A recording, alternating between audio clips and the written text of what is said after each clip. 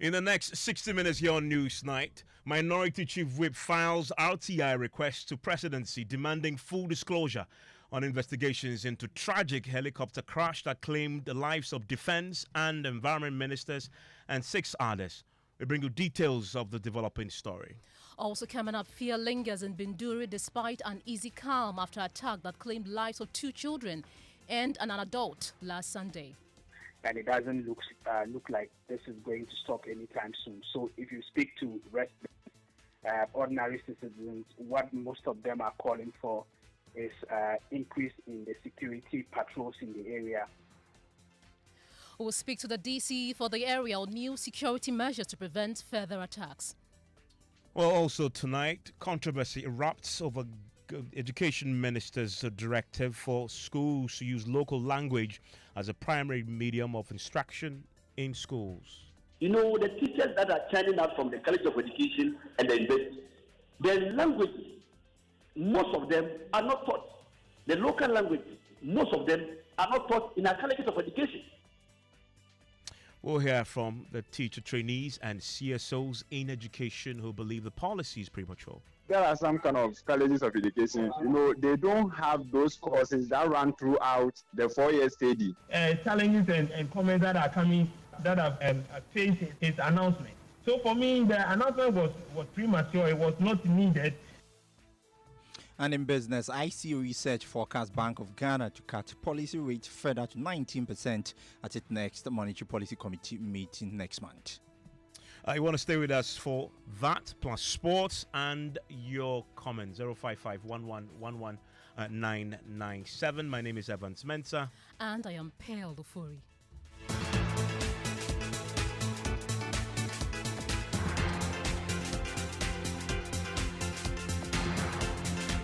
And we start tonight from Parliament, where we're learning the Minority Chief Whip has just filed an RTI request to the Presidency demanding full disclosure on investigations into the tragic helicopter crash that claimed the lives of the Defence and Environment Ministers, as well as 6 others. Parliamentary correspondent Kweku Asante is with us in the studio with details of this. Kweku, what more do we know? So we know that the President, at the time he set up this committee, gave them 30 days to work. Since then, there's been little to, in fact, no public update in terms of what exactly is happening. Honorable Habib Iddrisu has filed this request at the Office of the President demanding more. So he starts by saying that I write to request information or an update regarding the tragic aircraft accident that occurred on August 6, 2025. This heartbreaking event took the lives of the following 8 remarkable Ghanaians. It goes on to name the 8 people that tragically lost their lives in that accident. It says the nation mourned together following this profound loss. On August 25, 2025, a committee of inquiry was established to investigate the circumstances surrounding the accident, and the public was informed that the findings will be shared within 30 days. In light of the time that has passed and the significant public interest in this matter, I respectfully request a copy of the investigative report or update. This request is made in accordance with Article 21(1)(f) of the 1992 Constitution of Ghana, which upholds our right to information, as well as Section 18 of the Right to Information Act. The public deserves to know what led to this tragic loss of such prominent figures and dedicated public servants. Therefore, I kindly ask for the full and final report from the investigative committee or any update from the committee. I also understand that some of the aspects of the investigation may take longer to finalize. If the complete report is not yet available, I would appreciate if you could release a partial or interim report. This would not only keep the public informed, but also reflect the government's commitment to transparency during this difficult time. So, Evans, that is the RTI request that has landed on the Presidency's desk from Habib Iddrisu, the First Deputy Minority Whip. And he joins us on the line right now. Mr. Iddrisu, thanks for your time here on News. Now, I find this intriguing, considering that you're the Minority Chief Whip in Parliament is in session. You have the tools at your disposal in Parliament to get the answers that you are seeking. Why an RTI request? Thank you, Evans. Considering the content of the letter and the incident that happened, I have a lot of options, like you did indicate. But I chose this path because I know the President is the Commander-in-Chief of the Ghana Armed Force, and the strategy that happened involved many from the military. The Minister of the President constituted a committee, and we were informed that within 30 days we should be able to submit a report. At the moment, nothing is happening. One of them, the then Minister for Environment, Science and Tech, who was a member of Parliament, has already been replaced in Parliament. And the new member of Parliament for Tamale Central has been sworn in. We haven't heard anything, and many people think that it is of interest for them to do. I think this one would be faster, considering the fact that I have to file a question in Parliament, and then probably it might take time for it to be responded. But I think that this would be the right way, since the President himself is the commander of the Ghana Armed Forces. You don't agree that this borders on sensitive, possibly national security matters, that an RTI request will be inadequate to get you the answers? Yes, I don't think in general, but actually we need to know what happened. As citizens, we should be able to know exactly what happened, that we have to lose our defense minister, that we have to lose all these good Ghanaians who have served the country diligently. It wouldn't be something that we think that we are going to sweep under the carpet. We have had a lot of air crash investigations and other things that have been made public. I don't think that one will be an exception, but it will definitely be able to inform us. It will even help us as members of Parliament and citizens to support the government to be able to see what actually we can do. Because we are all aware that for some time they said the presidential jet is not fit for purpose. Others are saying that this and that. So there are a lot of things that is going on the air. But if we are able to get the report, and we know some of us in the minority will be able to support the government to do a lot of things. I did indicate in my request to the president that I understand some of the things will take long, but I understand that there are some aspects of it that they can make public for us. Even I am surprised even to have heard from many people that even the black box, to analyze the black box, Ghana, we don't have the capacity to analyze it.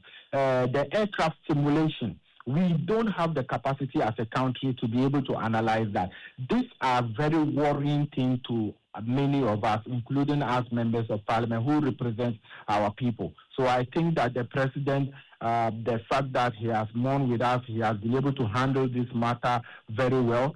But the fact that they have informed us that within 30 days they are going to make the report, or the committee should be able to finish their work. And we have heard nothing. And this is not a matter that we should be very, very quiet about. If you don't get the answers you're seeking through this RTI request, what will you do? I have other options, and among other options that I will be able to trigger when we get there. But I'm very positive that the president will respond to this. But if that doesn't happen, I have other options of either filing a motion for a bilateral committee to be able to get into what actually happened to it. I can file a question, but because of the strategy of this, if you are filing a question, the question is to who? Is it the minister responsible for defense? And at the moment, we don't have a substantive minister responsible for that. You have an acting defense minister. He's as good as the defense minister himself. So you can't. Yes, so that is why, on an acting capacity, I choose to go via the RTI, and when that doesn't succeed, then I'll advise myself with regards to other options that is available to me. Thank you very much. And that there is the Minority Chief Whip, Habib Iddrisu, there on the night when he filed an RTI request to the Presidency demanding full disclosure on investigations into the tragic helicopter crash that claimed the lives of the Defense and Environment Ministers, as well as 6 others. Let's go to the Upper East region now, and there is uneasy calm. Uneasy calm has returned to Binduri following a late-night attack that claimed 3 lives and left 2 others injured. The incident occurred on Sunday when unidentified gunmen opened fire on a family residence, killing 2 children and an adult. The assailants reportedly struck under the cover of darkness and fled the scene immediately after the shooting. The 2 injured victims include George Bukari, manager of Binduri-based Max Empire Radio and TV. They are receiving treatment at a nearby hospital. Although the motive behind the attack is still unclear, local sources suspect it may be linked to renewed tensions from the long-standing Boko conflict, which resurfaced earlier this year. Our Pais regional correspondent Albert Sori says the residents are still recovering from the incident. Yes, there is uneasy calm now. This is not the first time an incident like this has been recorded in the Binduri district. You remember some time earlier this year, there were some shootings there where someone was killed and bent together with a motorbike, and several other incidents that happened in that district. And so this looks like something that is happening again, and the residents are not comfortable with what is happening. They feel that there is still tension, but outside of that, calm has returned for now. What we have learned is that many of the residents, including even the chief of Binduri, is calling for increased security because, as I said, it looks like there are one too many incidents happening. People are getting killed, and it doesn't look like this is going to stop anytime soon. So if you speak to residents, ordinary citizens, what most of them are calling for is increase in the security patrols in the area. And so it's one of the things that the Regional Security Council is likely to be looking at as we speak.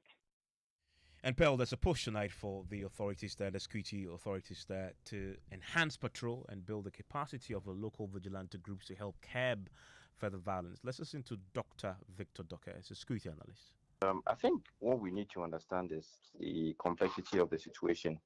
The dynamics which has changed with regards to the conflict itself has made it very challenging for state authorities and civil society to have a way out with regards to addressing it. Irrespective, you have curfews in place. One would think that the curfews would be, an antidote to these killings and then, hit and run murders. But it is not. The issue is that you have curfews from 6 p.m., for example, 6 p.m. to 5 a.m. or whatnot. The rest of the daytimes, people come out. They perform their activities, they go around, and that is when those criminal elements who perpetrate these crimes also find ways and means to also ascertain, analyze the situation, pick out their targets, and then, effect their operations when it is due them. The conflict itself, as it is now, from my perspective, is on hibernation. Why do I say so? You have hot clashes or armed clashes between the two sides, which have halted for some time. It's just these criminal elements that are perpetrating, one-off criminal activities, shooting people here and there. Until the mediation is done for the roadmap to be, effected and then laid out for state agencies, civil society to, be the role, focal people to effect these recommendations. We'll be having one of these, intermittently. These issues will be coming up, but then we need to enhance the patrol, mechanism. The security service to enhance their patrol. We need to also foster and build capacity of the community youths who are, playing the role of vigilantes or community watchdogs in this regard. Daytime, sensitize the market women, sensitize everybody, educate them. Whenever you see people on motorbikes or whatever, the smoke wearing, if we can also bring back the ban on smoke wearing or something like that, two people shouldn't be sitting on a motorbike. I think this will also help.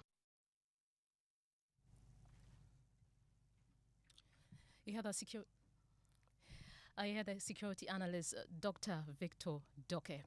Now we have on the lines our Apais regional correspondent, Albert Sori. Albert Sori, thank you for your time on Newsnight. What's the update with regards to this story? Any arrest made? The scam has returned this evening, but again, the questions are being asked about until when will this, how this scam is going to stay until the next attack, because for many residents, the issue has always been what they call the firefighting approach to the violence. When attacks happen, then the security is enforced. But soon after the calm returns, then it looks like security is relaxed, and then the next attack happens again. So many of the residents are wondering when this is permanently going to stop. You talk about security. Tell us about the current security presence in the area. What we know is that the military patrols patrolling all the areas around Oko. And so this patrol, there are a number of military people who patrol Binduri as well. This afternoon, I was talking to some of the residents, including the chief, and he was of the view that it appears the visibility of the military isn't enough, and it looks as though, despite their presence, they don't know why these attacks keep happening. But what we know is that RECSEC had a meeting today, and discussions are ongoing as to how they can strengthen the security further and hopefully permanently, resolve these attacks. Going back to my earlier question, have any arrests been made or leads from the police regarding the identities of these gunmen?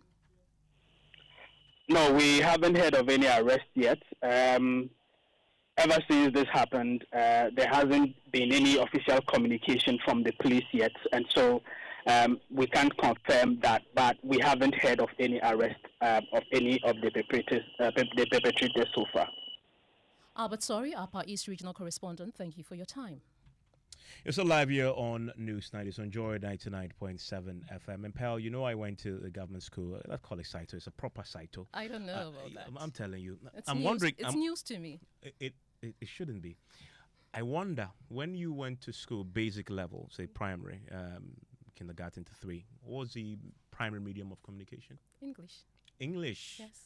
So it was for me. I attended the Youngsters. It's just over here. Okay, that's a good school, by the way. I went to Saito, and even there, it was still English. And there was this particular teacher of ours who was asking us to speak English, but she was telling us to speak English in a local dialect, and that was how challenging it was in that school. But there is some controversy tonight about this particular subject, because the education minister has now directed that local languages should be the primary medium of instruction in schools. Well, the move announced by the minister aims to promote indigenous languages and cultural identity. However, critics argue that the policy isn't practical in its implementation, not well planned. Have a listen to Harun Iddrisu make the announcement at Mauli Senior High School's 75th anniversary celebration. It's a further instruction that Ghanaian local language counts the medium of instruction for all learners. We have scientific evidence, both from Oxford and Cambridge, that when learners learn with familiar language, there are better learning outcomes. But the announcement has left many teachers confused and worried about how feasible this will be in classrooms across the country. Deputy Education Minister Dr. Clement Opak has since clarified the policy applies only from kindergarten to primary 3, not all basic level schools. Honorable Minister for Education, Harun Iddrisu, has asked me to clarify that the policy directive he announced on Friday regarding the compulsory use of mother tongue as a medium of instruction in our public basic schools is confined, emphasis, confined to KG up to primary 3. In other words, KG and lower primary. Well, there will be some misreaction to this, and I'll bring you more reactions pretty shortly. But I want to first start with school heads and teachers who spoke to JoyNews. They welcomed it. For the mother tongue, it's a good idea, but it should be limited, because let's say in some of our courses that we are reading, you can't teach science with let's say some of our, let's say tree, gun and all that, because there are scientific words that you can't mention in gun or tree. I agree with the minister, because most of our learners do not even understand the English as an official language. They are now learning. And once something that we are learning, we cannot actually use it to teach unless you use second language to support what somebody will say, what does it mean? But when you say ko, then it's like you have come to the sense of the child. So the child is able to understand you better. But you see, we don't use English or another language to teach another language. If you are teaching English, then that is English. That is my only comment about that. To me, that is what works for me. Anytime I'm explaining something and I realize I'm not getting, when you look at their face, you could tell that they don't really understand what you're saying. But the moment you translate it to tree, or maybe you bring in the tree a little, then you hear the class, okay, answer it, then they start contributing. So to me, it's good. It's not like using it throughout, but at least you blend it, you bring in it. But the Ghana National Association of Teachers warns that the policy could face serious hurdles. Its president, Reverend Isaac Owusu, says teachers are simply not ready to deliver in local languages. It is not something new that has implemented. This is the first time we are hearing it. You know, we've implemented similar programs some years back under the NALAP program, where at the early grade, i.e. from kindergarten 1 to class 3, teachers were made to use the mother tongue in terms of percentage. From KG1 to KG2, you use 60% of the local language and then 40% in summary after what the teacher has taught. But the challenge confronted that policy previously was that, you know, the teachers that are churning out from the College of Education and the university, their languages, most of them are not taught. The local languages, most of them are not taught in our colleges of education. So I believe that to make this policy very effective, I think the ministry can liaise with the colleges of education and universities so that going forward, the teacher training that will be coming out to teach the children, there should be some kind of specialization so that if the teacher is maybe Ghana, should not be posted outside the region, so that at least that teacher will be conversant with the language to enable the early grade children to appreciate the mode of teaching. And I think it's a good thing that we all have to applaud the minister for bringing it up for us for discussion. Yeah, the president of the Ghana National Association of Teachers, Reverend Isaac. So let's stay more on the story. We've been joined by Dr. Peter Anti. He's the executive director of the Institute of Education Studies. Good evening, and thank you for your time on Newsnight. You think this is a great initiative by the government? Thank you for having me. I don't think this is something new that we should be having the conversation around it in that light. The way the policy was communicated seems to suggest that this is something new that is coming. And as the NAT person said, there's been series of policies in that direction within that space to ensure that the local language is the mode of instruction at the kindergarten and basic 1 to 3. The reason why we've not been able to achieve it are the reasons that were enumerated by the NAT person. So what I was expecting the ministry to have done was to give us what they are doing to ensure a very comprehensive implementation of this particular policy that is in our education strategic plan, and it's also in our pre-tertiary education curriculum framework. Is it already compulsory? The conversation from the minister should have been, these are the challenges why we've not been able to achieve this particular policy that we have in our books. Yeah, these are the things that we are doing to ensure that we'll be able to address these challenges so that within the next 2, 3, 1 year, we'll be able to go out with a full implementation. Yeah, hello, Peter. Policy. Can you hear me? That would have given us a direction as to how the conversation would have been by now. Yeah, Peter, can you hear me? I can hear you. Is this already compulsory? In the policy, the pre-tertiary education policy curriculum framework and the 2018 education strategic plan, which is supposed to end 2030, it is indicated that at KG and the basic 1 to 3, students should be taught in a language that they appreciate and they understand, which we call the L1. So that is being the practice over the years. The reason why you can't say it's compulsory is because the implementation has been very difficult. So if you have if you know the history of this, within 2014, 2015, the current vice president tried to ensure that this is implemented fully. She was not successful because of the teething challenges that faced that implementation. Between 2018-19 and then 2020-2021, there about this conversation resurfaced, and we were not able to push for a full implementation, that is 100% implementation, because of the teething challenges. So anybody briefing the Minister of Education should have given him all these antecedents, so that the next step is to identify these challenges, find ways that they can deal with these challenges before you make a pronouncement that this is going to be 100%, there's going to be 100% implementation. Once the challenges that face this particular thing is still in operation, it makes it difficult for anybody to take the pronouncement of the minister seriously. Peter, stay with me. Let me bring in Daniel Fenyi. He is the spokesperson for the Ghana Education Service. Fenyi, thanks for your time here on the News Night.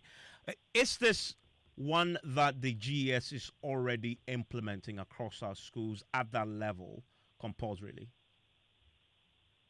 But let me thank you for the opportunity. Yes, indeed. I should mention that for the existing frameworks that we came to meet, we do not currently have 100% L1 usage as medium of instruction at the early grade level. We do not have that. And the minister's directive is that at the early grade level, we should use the L1 as medium of instruction. All right. The orientation is quite simple. But explain something to me. If the framework says you should have it, why don't you have it? Indeed. As I mentioned, the framework does not indicate that there's supposed to be 100% usage of the local language. What we came to meet had percentages. So, for example, in KG, I think they are looking at 90% or 80% use of the local language. In class 1, they are looking at, as you move on, it reduces because they are picturing the transition in primary 4. And so they are looking at about 80%, 90% local language in KG. I think 60-70% in class 1, I think 50% in class 2 or so. That's what we came to meet. But the question is, how do you measure that you have used 50% or 60% Ghanaian language in your classroom? What the minister seeks to achieve with this is that we are taking off these whole percentage calculations and using 100% interactions in the local language, and so that is the directive of the minister. So the framework does not say that there's 100% usage at the early grade level. Now, the minister believes that at the early grade level, it is important to interact with the learners, as Doctor said, in a language they understand and appreciate better. Because in any case, what are we even attempting to achieve? The ultimate focus is that when I come to class and I'm teaching 1+1, my learners should be able to understand. When I'm teaching them 2+2, they should be able to understand, right? What language would I use to help teach these concepts?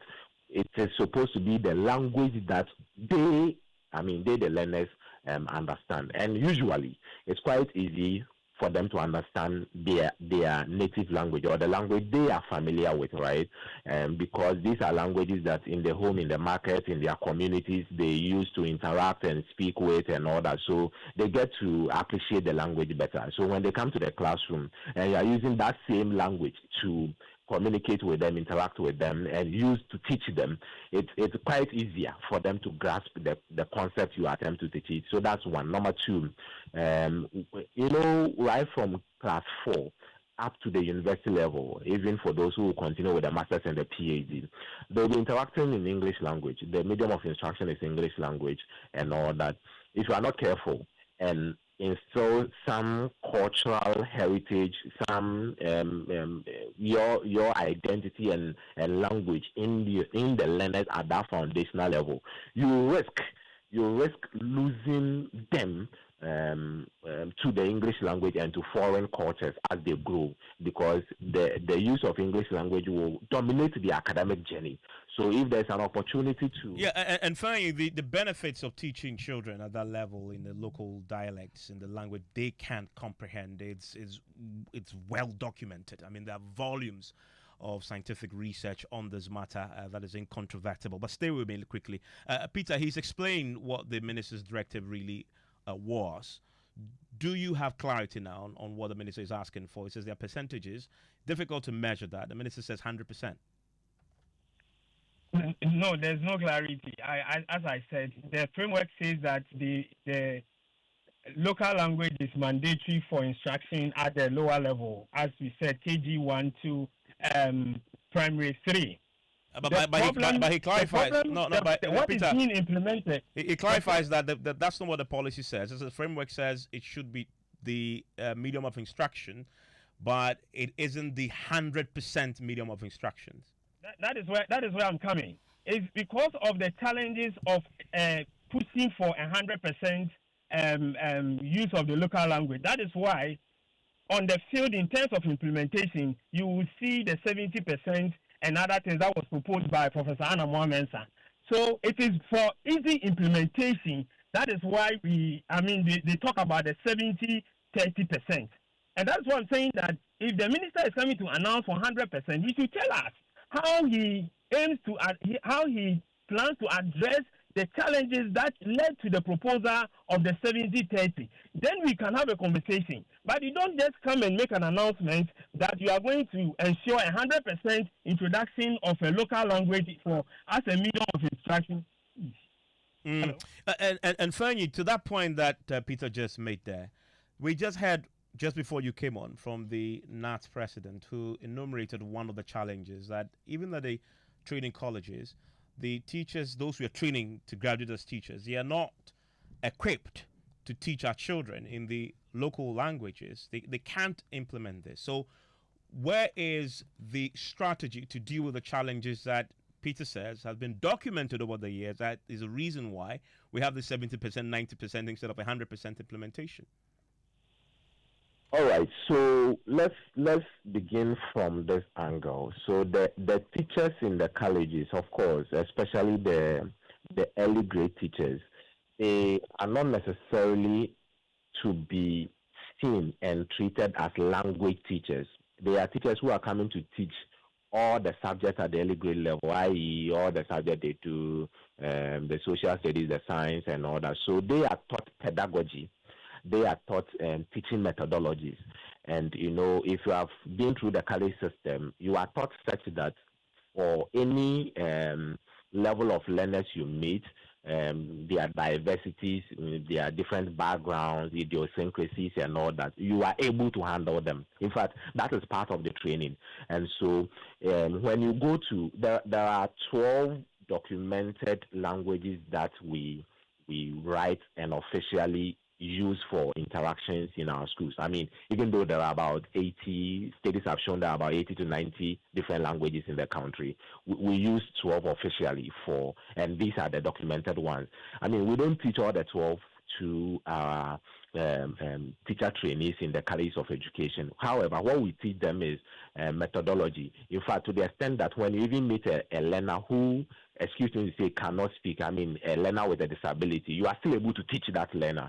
And so in the training of the colleges of education, you are able to see that integrated in it. However, now that the policy has indicated that there is supposed to be 100% of implementation, we would expect or we would engage with the colleges to see how now we could have that explicit integration in their curricula, so that we know, because we are going to train our students in the L1 or the local language, the trainees who graduate are also fully prepared. But I can assure you that at the moment, the training they receive in the colleges, especially the early childhood training that they received at the colleges, is fairly sufficient for them to handle diverse needs of the learners when they meet them. Fine, for what you've just said then, as we speak tonight, our education system is not equipped to roll this out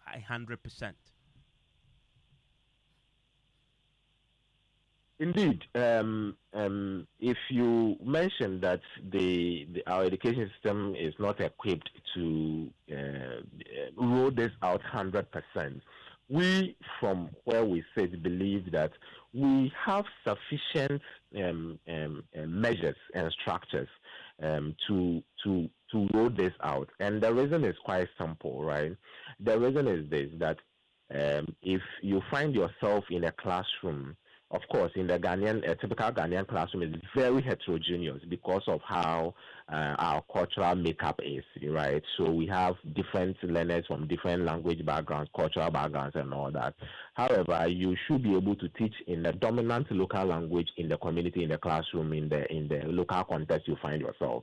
So if, for example, you find yourself in the central region, a school in the central region, and it is Fanti that dominates, then you are expected as a teacher that in your interactions, you are going to use Fanti or the Chi, which they understand, to be able to interact. Same for when you find yourself in a school in, let's say, Greater Accra. If it is Gan that dominates the community or that dominates the classroom, then you are expected to interact in that. However, if it is Akan, so even if the school is in Accra, but Akan dominates or Chi or Fanti dominates, then you are also to use the Chi or the Fanti. So there's no strict hard and fast rule that once you find a school in Accra, you are supposed to use Gan to teach. For which reason, when you sit back and you assume or you imagine, you are able to easily say there are not enough GAN teachers or GAN training available in the colleges of education, so we don't have sufficient teachers. But if you are going to look at what dominant languages prevail in the various communities, in the various classrooms, and how can the teachers manage the local languages, don't forget that even outside the local languages, we're already using English language, which is somebody's language. English language, I mean, a learner from class 1 or a learner in class 1 or KG, they don't have anything to do with English language, but they are so taught it. They are so instructed in it. They are so learning in the English language. So if we can do that with somebody's language, how much more our local language? If you picture it from that perspective, then you are able to see that, no, this is actually doable with some level of commitment, with some level of strategy, with some level of course, engagement with stakeholders and support from stakeholders. This is actually doable, and so we can roll it out and then fashion out as and when some of these challenges. So, for example, thank you very much. In the interest of time, Daniel Thany, I'm grateful. He is a spokesperson for the Ghana Education Service, and this obviously is a subject that needs further interrogation, and you can trust that on the Prime on JoyNews channel. There's going to be a further discussion on the matter on the news there, and we can have a debate on this too.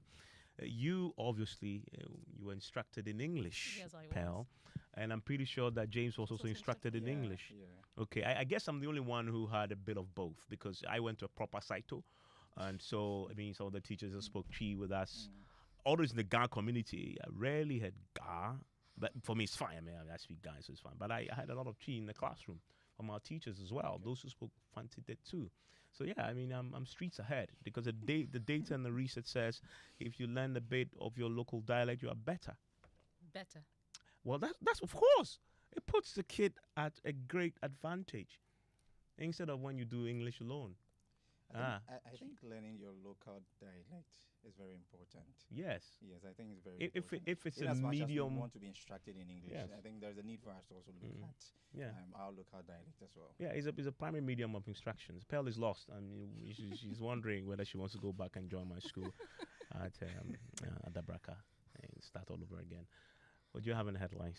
Also coming up in business this evening, IC research forecast Bank of Ghana to cut policy rate further to 19% at next Monetary Policy Committee meeting next month. And government to roll out district housing program to expand housing access nationwide and decentralize housing provision from next year. We'll tell you more from the just ended EcoBank JoyNews Habitat Fair. Business News on Newsnight is brought to you by MTN Business. Welcome to the new world of business. Kingdom Books and Stationery, your number one stop shop for all office essentials, Syntex tanks, and Pepsodent Herbal and Charcoal. Welcome back to Business on Newsnight. My name is James Ishan. Let's settle for the details now. The Bank of Ghana will cut its policy rate between 250 basis points and 300 basis points in its next meeting in November 2025. That's according to a report by IC Research. Yes, more. According to a leading financial research firm, IC Research, this is on the back of a further drop in inflation in October 2025. Ghana's annual headline inflation returned to the Bank of Ghana's medium-term target band for the first time since August 2021. The headline consumer price inflation declined sharply by 210 basis points to 9.4% year-on-year in September 2025, falling faster than IC Research's forecast decline of 190 basis points. The disinflation was largely broad-based as goods inflation, which accounts for 72.5% of the overall CPI basket, eased by 270 basis points to 11.2% year-on-year. The services inflation also moderated by 60 basis points to 4.8% year-on-year. IC Research said this reflects recent foreign exchange shift to the upside and the resultant upticks in domestic energy prices. And that was a business desk report. Now, government has announced that it will soon roll out the district housing program designed to expand housing access nationwide and decentralize housing provision. According to Deputy Minister of Works, Housing and Water Resources, Gisela Tetabuchi, this will allow Ghanaians to own homes in well-planned communities across all regions and districts. She spoke at the just ended EcoBank JoyNews Habitat Fair. The government will soon roll out the district housing program designed to expand housing access nationwide and decentralize housing provision. This initiative will allow Ghanaians, including members of the diaspora, to own homes in well-planned communities across all regions and districts. It also offers attractive investment opportunities for the private sector to partner in delivering affordable, climate-resilient housing solutions. So the government takes the lead. Our expectation and our prayer is that the private sector will follow. The government remains resolute in its commitment to provide leadership and create the policy and institutional framework necessary for success. But the task of transforming a housing sector cannot rest on government alone. So it requires the collective effort of all, developers, financial institutions, professionals, and the public to make home ownership a reality for every Ghanaian. You heard Deputy Minister of Works, Housing and Water Resources, Gisela Tete Abuchi. Now, Chief Executive of the Chartered Institute of Bankers, Ghana, Robert Jatu, says promoting ethics, professionalism, and sustainability remains critical to strengthening the country's financial sector. He spoke at the launch of the Institute's Sports for Life Wellness program ahead of the 2025 Bankers Week. Our mandate is to promote banking education, but also regulate the practice of the banking profession. People ask, what does that actually mean? It means developing trusted professionals for the financial service sector. It means putting ethics, professionalism, and sustainability on the agenda of banks and bankers. And it means being the talent and leadership engine for our country, particularly the banking sector. Robert Jatu is the Chief Executive of the Chartered Institute of Bankers, Ghana. Now, the Internet Society Online Safety Special Interest Group has held its original online safety event in Accra to promote digital literacy and responsible online behavior among young people. President of the Internet Society Ghana chapter, Maud Ashon Elliott, urged the government to integrate online safety education into the national curriculum. When we are talking about technology, it's a very dynamic space. And it's important that when we want to educate people, or let's say we want to add it to our curriculum, we need to do it with some form of urgency. And it has to be inculcated in the curriculum, even from creche. It's important for us to discuss the risk, the importance, the barriers, the challenges. I mean, everything that has to do with the internet and technology from a very young age. so that every stakeholder, will come on board.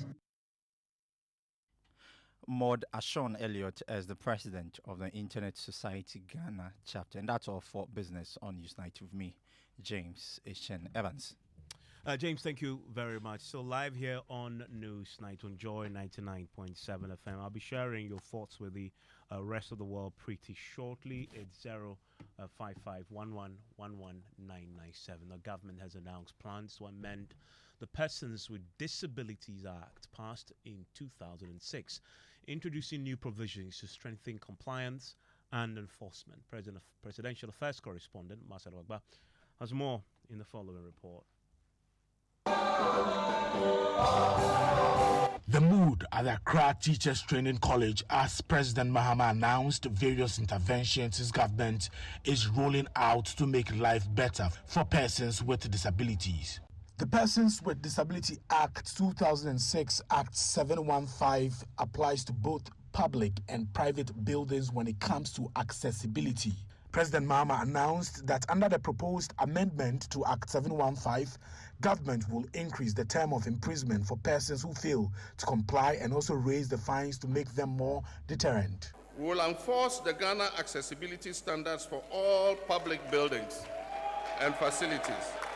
Therefore, in the Amendment Act to Act 715, we will increase the term of imprisonment for persons who refuse to comply.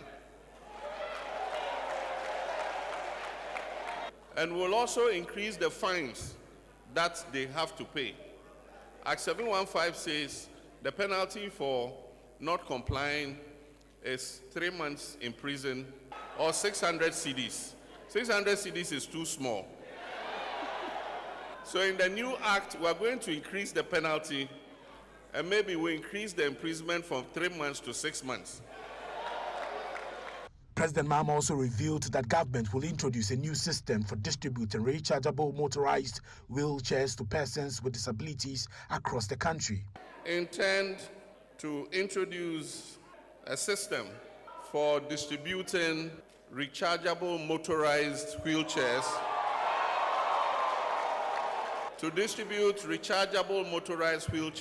for persons with disability. And so, after that good news, I've directed all ministers of state to review their obligations under the Disability Act and present action plans for full compliance within the shortest possible time. President Mahama said government will enforce a minimum 5% employment quota for persons with disabilities across both the public and private sectors. We would enforce a minimum 5% employment quota for persons with disability. And this will be across public and private sectors. Private sector organizations that meet the quota, they will be given tax incentives.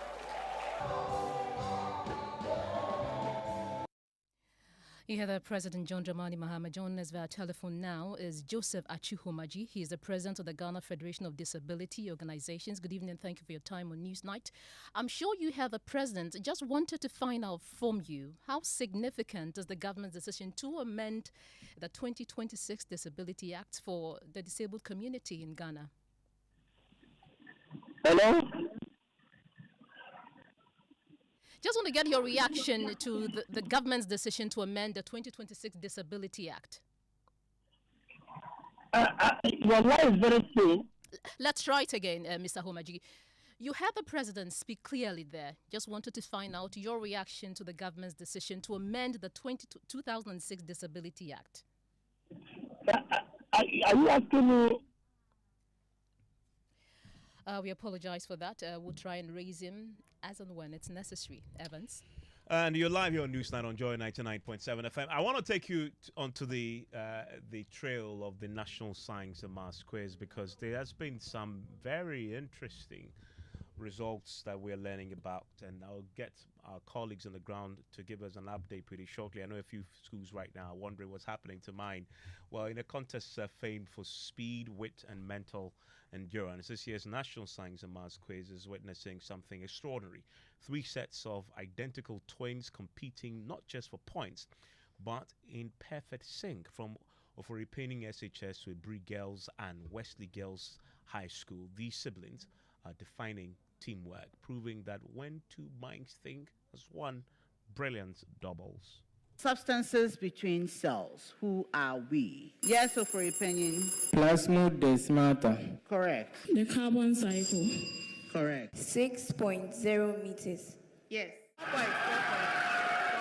In a competition where every second counts, 3 pairs of contestants share more than just strategy. They share DNA. This year, the National Science and Maths Quiz has a rare twist: 3 sets of identical twins, all chasing one crown. Because we are twins and we're doing most of our stuff together, we know where each other is better when it comes to solving a question. At Ibri Girls, it's the same story told differently. We are winning this year because we have put much effort into it. Over at Wesley Girls, the twin code takes a different form. She has to start answering the question, then I'll complete it for her. Something like, she'll start with the value, then I'll continue with the exponent in the unit. So.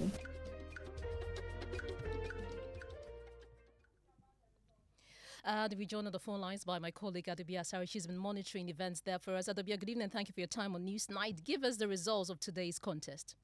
Right, Pearl, from CNC, where I covered the contest.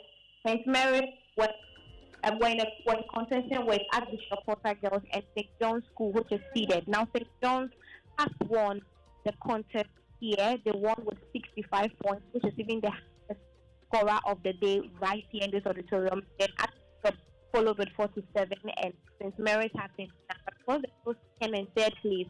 They will unfortunately have to go home, while St. John's School makes it to the quarterfinals. Now, at SGS Auditorium, Wesley Girls has just lost their seed to Abetifi Presbyterian High School. They were leading in round 1 with 10 points, but somehow along the line in the contest, Abetifi overtook the lead position and have won the contest with an 11-point gap. Ogasco is also at neck and neck with St. John's Grammar currently, Auditorium 900. That contest ended, but if it ends, we'll bring our audience up to speed. Adobia, thank you very much. And let me bring you an update on the other contests. Papani, what do we know? Well, we know that Wesley Girls as well was also contesting 2 other schools, and as we understand that, they took them to the very last question, and Wesley Girls will now lose their seeded position to Abetifi, and we're seeing that online already. People are saying that Abetifi Presby SHS have used their Abeti to push Wesley Girls out of the contest as it stands now. So Wesley Girls is going back all the way to regional qualifiers. A very difficult place to be, actually. But we know that St. Augustine's College is going through. And then also St. John's School is also way good. Funny enough, St. John's is the boys' school of Archbishop Porter Girls. So love affair definitely gone wrong. Somebody has to do with the breakup at this point in time. And Evans, when Papani mentioned St. Augustine's, he was smiling. I was just wondering why. Me? No, Papani. No, I'm a proud of that actually. Okay. The best school in the National Science and Maths Quiz. Well, I disagree. Well, just before we go, it was a grand finale of Unbeatable Housing Deals, Expert Insights, and Innovative Home Solutions at the EcoBank JoyNews Habitat Fair 2025, which ended on Sunday with over 80 exhibitors showcasing housing and land deals plus accessories. Patrons say they had the best experience under one roof. There's more in this report. It was 4 days of exhibitions, expert engagements, and exclusive home deals that excited participants. Homeowners, prospective buyers, real estate developers, and suppliers shared with JoyNews how they took advantage of the numerous discounts and networking opportunities. I heard today is the last day, so I decided to pass through. And I like what I'm seeing. The doors, the security systems, CCTV cameras around, make certain choices, and I'm hoping to get in touch with them. I came to the Habitat Fair because of solar. I always hear the adverts on Joy FM, and even to the extent of if you want pre-financing, it can go even up to that level. So I came, and I think I have had answers to my questions. While exhibitors, including top construction firms and home improvement brands, described the fair as a timely initiative that connects suppliers directly with consumers while promoting quality and affordability in the housing sector. Had potential clients who are willing to patronize our doors and even kitchens, so it meets our expectations. It's been great this year, so we're excited. Head of Sales and Marketing at the Multimedia Group Limited, Max Fuga, noted the satisfaction of both exhibitors and attendees reflects the success of the theme, Dream It, Own It, Live It. It was one of the most successful we've organized so far. In terms of sales, most of our exhibitors sold their products. Our patrons and attendees were all excited, and as organizers can only say that once our key stakeholders are happy, we are happy. And that'll be all for On News Night. I am Pearl Ofori. And I'm Ivan Spencer.